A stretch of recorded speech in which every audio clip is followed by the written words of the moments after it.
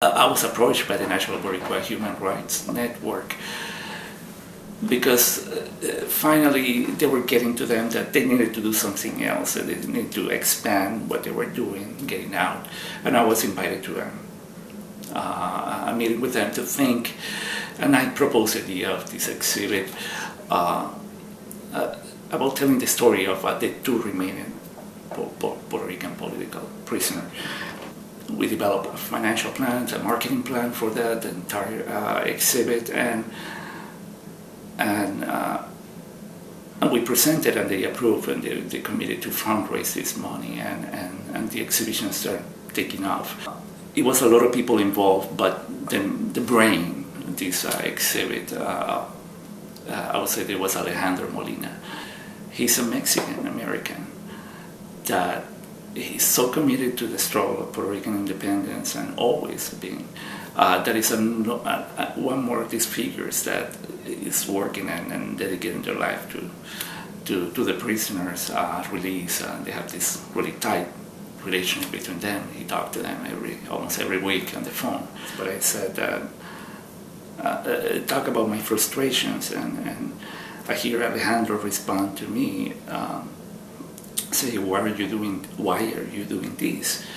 And say, I was just in blank, and I asked him back, well, why are you doing it? And say, because this is going to free them. And at that point, I just answered back to him, do you really think that this exhibit is going to free Carlos Alberto and Oscar? He said, well, why would it be doing this if I don't believe that? At that point, I realized that I had to take that line of approach every time that I work in a project. Really, I have to believe. If not, it's no sense of why to be working. The exhibit basically presented open with basically a chronology of the life of Oscar and Carlos Alberto before getting into jail. Photographs on where on the daily life with their family, the work in the church, and with the work on the school.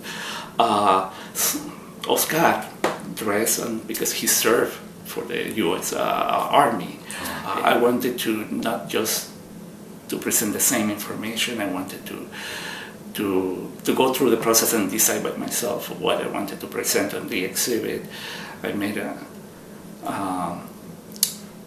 plan to make an experience for people to step into a space where a cell, the confines of the cell, will be a mark on the floor, and realize what we have been living for 2 years on isolation in a space of that size. And to me, it was really telling to see people that will walk out from the street and not believe at first, say, but this don't make any sense. You're telling me that they were not able to prove anything, that the only charge is seditious conspiracy, that these two old men are just a threat because speak about Puerto Rican independence, and some seeing that type of effort, struggle, and by people that were not even Puerto Ricans, in pro and defense of the Puerto Rican nationalist movement was really touching. It was incredible.